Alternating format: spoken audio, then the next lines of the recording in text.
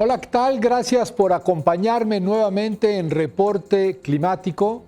Mi nombre es Iván Carrillo y este es el espacio semanal de periodismo de soluciones para un mundo en constante cambio.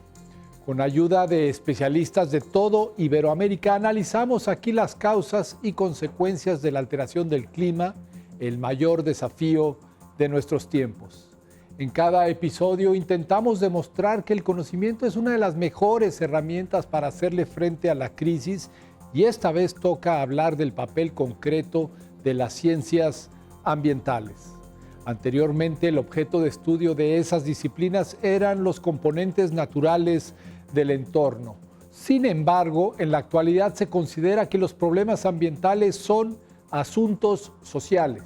Por ello, a la ecología, la botánica y la zoología se han sumado las ciencias políticas, la sociología, los saberes tradicionales y las humanidades. Con el propósito de entender la complejidad, fundamentos y alcances de las ciencias ambientales, en esta ocasión conversaremos con Eduardo Santana Castellón. Él es maestro emérito de la Universidad de Guadalajara en México y dirige el Museo de Ciencias Ambientales de esa ciudad. Vamos a conocerlo luego de echar un vistazo a la actualidad climática global.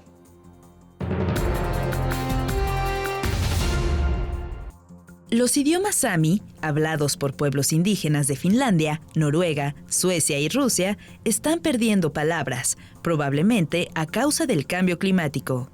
La BBC reportó que esta antigua familia de lenguas se ha especializado a lo largo de miles de años en actividades tradicionales, como la pesca de salmón y el pastoreo de renos. Además, es clave para la observación y descripción de los patrones climáticos en el extremo norte del mundo.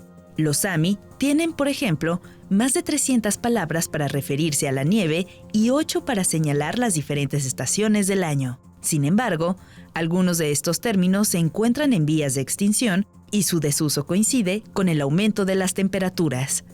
Tal es el caso de la palabra jasa, que antaño se utilizaba para nombrar a la nieve que persiste en las colinas o en las tierras altas durante el verano. Ese tipo de paisajes se han vuelto menos comunes en el Ártico, una región que se está calentando a un ritmo 4 veces mayor que el resto del planeta.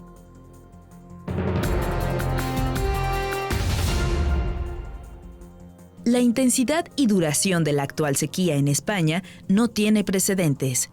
Es tal la gravedad del fenómeno que el año pasado ocupó el 9º puesto en la lista de los 20 desastres climáticos más costosos a nivel mundial, elaborada por la organización Christian Aid. Según el diario digital Voz Populi, de uno u otro modo, todas las áreas de la industria nacional están sufriendo las consecuencias de la falta de agua, y el ramo de los toros de Lidia no es la excepción. María Jesús Gualda, presidenta de la Asociación de Ganaderías de Lidia, declaró a Agencia EFE que los animales suelen comerse el poco pasto que hay en el campo y entonces los productores se ven obligados a comprar forrajes, lo cual incrementa sus gastos en más de un 40%. El país en su conjunto enfrenta dicho problema y algunas ganaderías no han tenido otra alternativa que enviar reses cada vez más pequeñas a los mataderos para su sacrificio ante la incapacidad de criarlas. La sequía es el tercer golpe que ha recibido el sector de los toros de Lidia en los últimos tiempos, después de la pandemia y la guerra en Ucrania.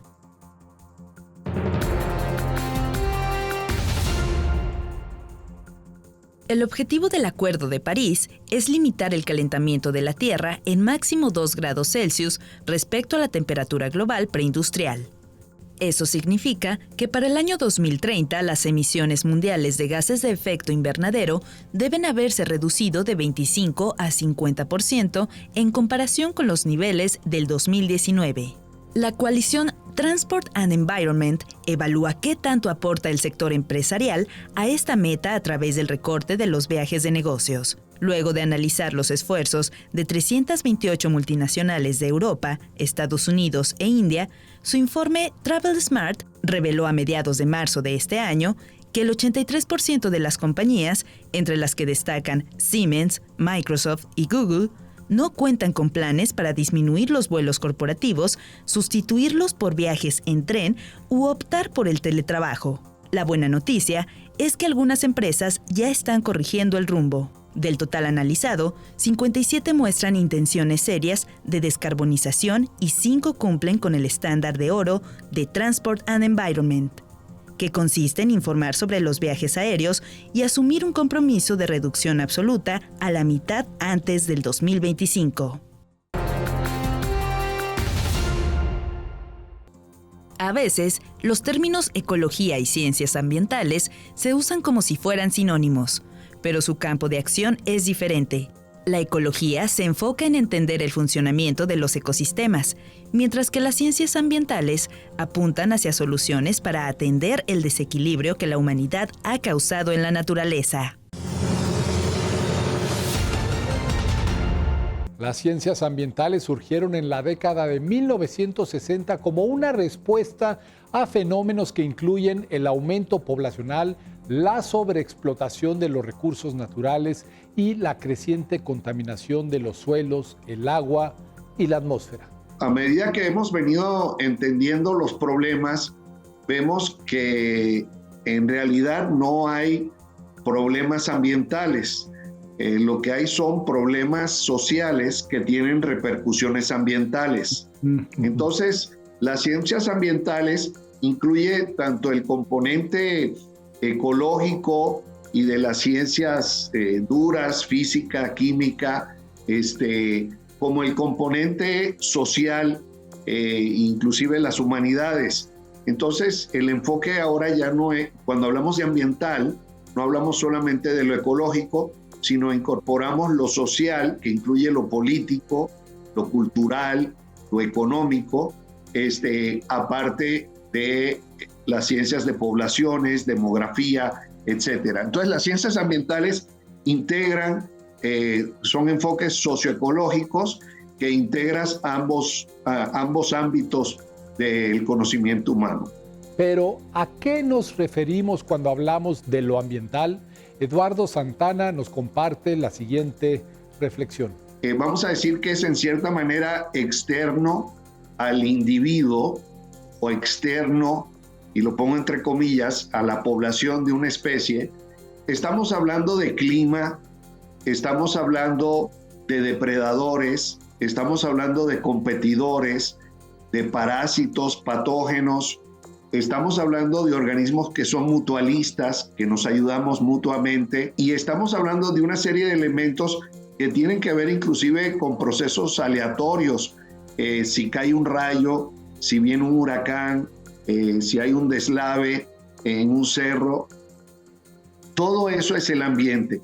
Y en el caso de los seres sociales, el ambiente también son nuestros esquemas organizativos por el cual nos apropiamos de la energía y de los recursos que necesitamos de nuestro entorno. No es lo mismo cultivar arroz o maíz en una ladera sin modificar la ladera, que el ambiente social y tecnológico nos permita crear terrazas como se hace en Asia o hacían los pueblos prehispánicos aquí en México, y entonces ya la producción aumenta por las terrazas que hemos hecho o por irrigación. Eso también es ambiente. Esta evolución de conceptos también ha replanteado lo que entendemos como naturaleza. Veamos por qué. Y ahora ya decimos la naturaleza no humana porque nosotros somos naturales. O sea, tan natural es la pantalla esta de mi computadora con la que te estoy viendo, como es una planta verde que tengo aquí en la oficina. Las dos son naturales, porque ni modo que lo que haga el ser humano es innatural o antinatural. Entonces a veces nos confundimos. De hecho, yo a mi clase le digo, ¿cuál es el antónimo de natural? Y dicen artificial, automáticamente. Pues no, en realidad no es antónimo, porque todo lo artificial también es natural. El antónimo de natural no tiene antónimo. Natural engloba todo lo que existe. Incluso el concepto de ser humano ha cambiado y las ciencias ambientales lo reconocen. También ya hemos aprendido que hay más células y hay más información genética de otros organismos en nuestro cuerpo que de nosotros mismos. O sea, virus, microbios, bacterias, ácaros, hongos, son cientos, millones de células de estos otros organismos, nuestra flora intestinal, que tiene información genética y que eso abunda más que nuestras propias células y que no podemos vivir sin eso. Entonces, en realidad, ni siquiera somos individuos, somos ecosistemas en una bolsita de piel que caminamos sobre la Tierra. Entonces, hemos aprendido tanto hacia afuera como hacia adentro que somos sistemas complejos de muchas especies, multiespecíficos. No somos individuos solos que podemos sobrevivir sin los otros organismos con los que compartimos el planeta y nuestro cuerpo. 3 grandes emergencias aquejan al mundo de hoy en día: el cambio climático, la pérdida de biodiversidad y la contaminación. Para encararlas, Eduardo Santana recomienda seguir 2 rutas simultáneas. La primera es una ruta que tiene que ver con el intelecto y el razonamiento. Para tomar las mejores decisiones debemos comprender nuestro entorno, cómo funciona nuestro ambiente y cómo funcionamos nosotros dentro de nuestro ambiente.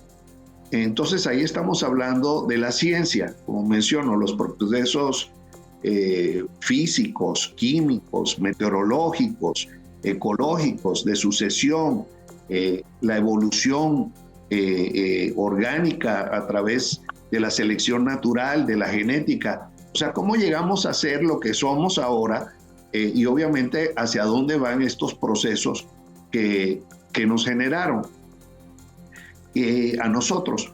Y estos procesos que nos generaron a nosotros tienen que ver con otro tipo de evolución que ya no es la genética, que es la cultural.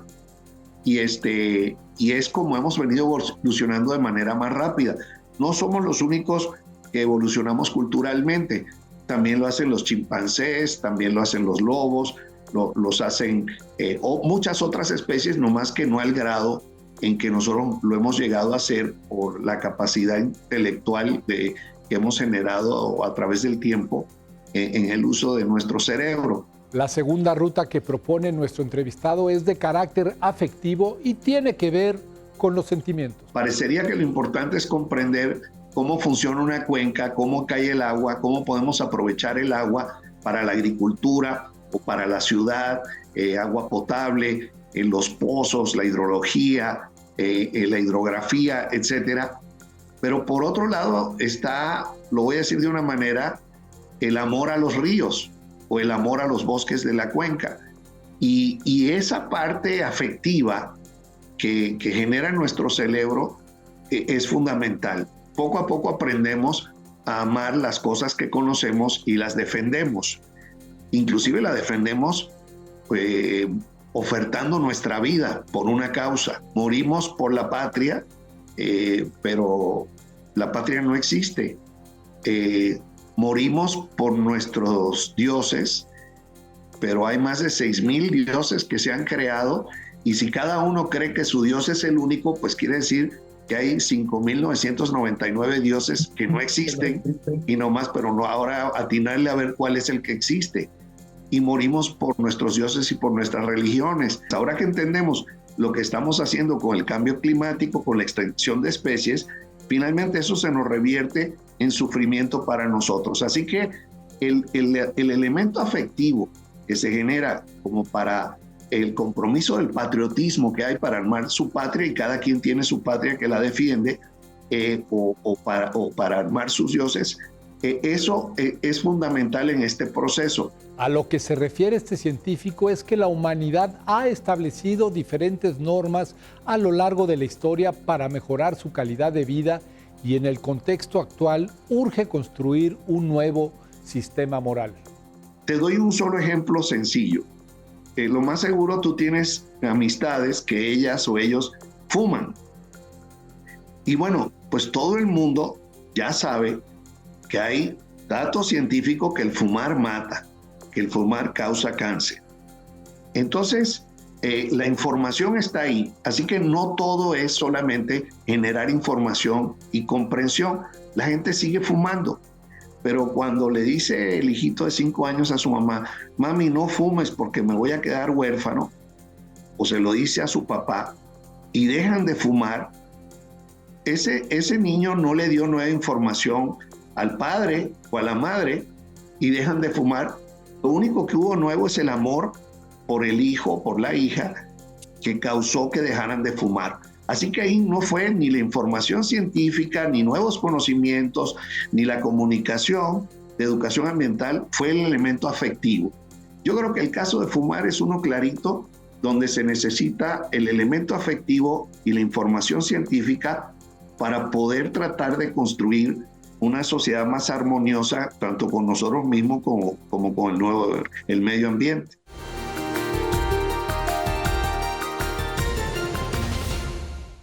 Uno de los propósitos más sobresalientes de las ciencias ambientales es que buscan orientar políticas que mejoren nuestra relación con la naturaleza en todo el mundo.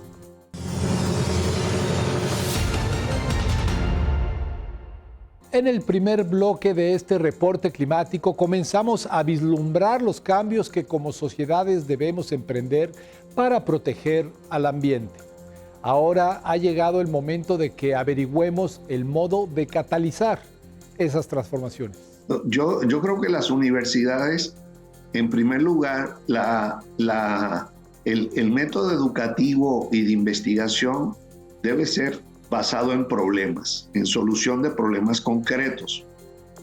Y como se menciona, investigación-acción. Claro, si uno está haciendo un trabajo muy específico de física nuclear, pues tal vez no se ve la aplicación-acción directamente por la física que está haciendo las investigaciones con equipo y de alta tecnología, es muy especializado. Pero en general, finalmente todo aterriza en aplicaciones con repercusiones sociales, buenas o malas. Entonces, cuando uno desarrolla sistemas educativos o métodos educativos basados en problemas, eso obliga a varias cosas. Primero, a un enfoque sistémico del problema, como un sistema complejo que tiene muchos elementos que le afecta y hay que abordarlo desde la economía o desde la antropología o desde la ecología o desde la psicología para poder entender diferentes componentes del problema. Esa forma de educación tiende a estimular el enfoque interdisciplinario que es el corazón de las ciencias ambientales. Eso no se decreta, eso tiene que ser como parte de una preocupación común en resolver un problema. El otro elemento es aprender el idioma del otro, aunque cada disciplina tiene su propio idioma, inclusive las palabras tienen pesos emocionales o definiciones.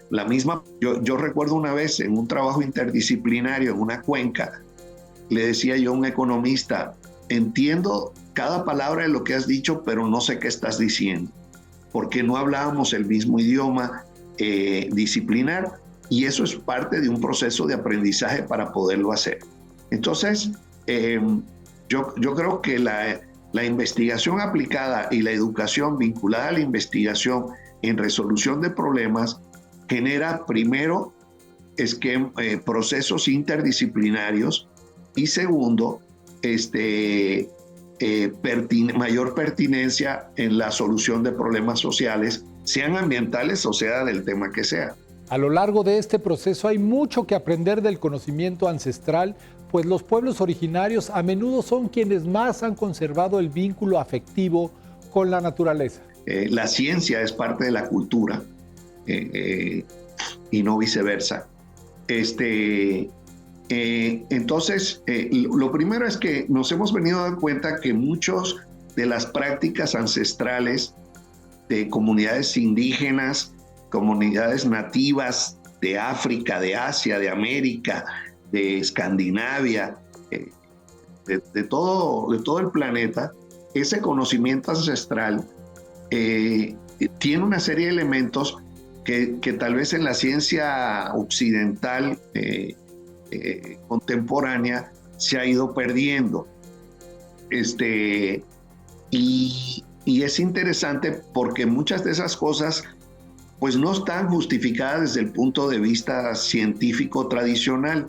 O sea, las reglas que habían en el pueblo judío, tal vez de no comer puerco o de tener bosques sagrados en Asia, en China, etcétera, también tenían cuestiones relacionadas con la salud ecosistémica, con la producción de agua, aunque no estaban explicadas de esa manera. Por ejemplo, la cultura wixárika, que se distribuye en varios estados de México, lleva siglos reconociéndose como parte de un todo. De que no hay diferencia entre el suelo, las plantas, los animales, los seres humanos, las deidades, nuestros antepasados y las hijas, hijos que están por nacer.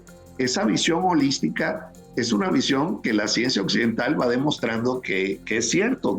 Somos polvo de estrella, en esencia, ya está demostrado científicamente. Sin embargo, las ciencias ambientales nos han enseñado que no siempre podemos generalizar, pues también hay casos de pueblos indígenas que han provocado enormes daños al ambiente. Que también está demostrado que muchos pueblos indígenas originarios extinguieron especies y destruyeron su ambiente.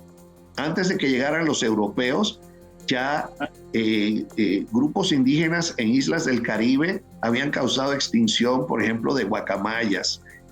Ahora, recientemente, acaba de salir publicado un artículo la semana pasada de que está más correlacionada la extinción de la megafauna, o sea, de los mamuts, etcétera, con la llegada de los seres humanos que con el cambio climático. Y los mayas y los precursores de los mayas destruyeron su ambiente. O sea, todos somos humanos y todos somos iguales. Ninguno es superior a otro. Entonces, no podemos hablar de que hay comunidades que han sido indígenas, que han hecho un aprovechamiento sustentable de su medio ambiente con un conocimiento tradicional, y hay otras que lo han destruido. Igual que hemos generado en Occidente prácticas sustentables y también prácticas muy destructivas. Yo creo que lo que nos va enseñando la historia y el conocimiento antropológico y científico, y por qué no también el conocimiento que generamos espiritualmente o artísticamente, es que nadie tiene un control o un monopolio sobre la verdad, y nadie tiene una forma perfecta de hacer las cosas.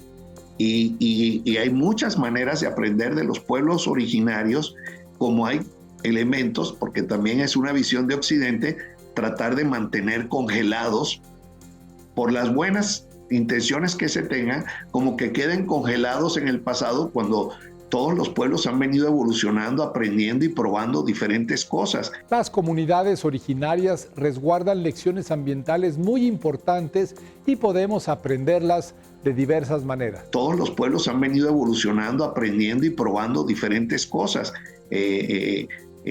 Hicimos aquí en la Reserva de la Biosfera Sierra de Manantlán una investigación con la doctora Dominique Louet, ahí en el Instituto Manantlán de Ecología y Conservación de Biodiversidad, donde había una visión de conservar las razas de maíces criollos y la germoplasma de las variedades de maíces de México, manteniendo como congeladas los sistemas tradicionales de cultivo.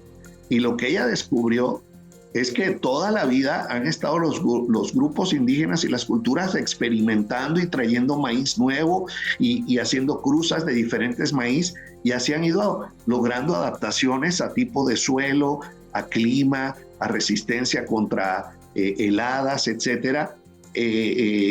Las comunidades indígenas también han estado experimentando y haciendo y generando su propio conocimiento. No se ven congeladas en el tiempo. El panorama ambiental que tenemos frente a nosotros suele ser desesperanzador, pero aún estamos a tiempo de corregir el rumbo. Yo creo que siempre estaremos a tiempo, no importa qué tan mal nos esté yendo. No importa qué tan mal nos esté yendo, nunca podemos perder el optimismo, la confianza de que vamos a poder cambiar las cosas para bien. Y hablo en el aspecto político, en el aspecto cultural, así como en el aspecto de medio ambiente tradicional. Yo a veces pensaba o he pensado que es como si estuviéramos peleando contra un gigante que nos está llevando hacia un acantilado para aventarnos por el acantilado. Y es un gigante inmenso. Y bueno, imposible que nosotros le ganemos por la fuerza bruta a ese gigante que nos está llevando hacia el acantilado. Pero eso no quiere decir que vamos a dejar de patalear, de morder, de arañar, de tratar de picarle los ojos o lo que sea. Para Eduardo Santana siempre vale la pena luchar, no importa lo pequeña que sea la ventana de oportunidad. Porque aunque es inevitable, vamos a decirlo así, de que la fuerza del gigante sea superior a la nuestra, si nosotros logramos tal vez no detenerlo, porque eso es lo imposible, pero sino que se tarde tantito más, de aletargarlo un poquito, que en vez de que llegue en 5 minutos al acantilado le tome 7 minutos, esos 2 minutos nuevos, adicionales, son 2 minutos para que algo pase, para que le dé un ataque al corazón, para que le caiga un rayo, para que de pronto salga un león y lo ataque, y de pronto pues logramos salvarnos. Esto fue Reporte Climático, periodismo de soluciones para un mundo en constante cambio. Se despide de ustedes Iván Carrillo, muchas gracias por habernos acompañado y hasta la próxima.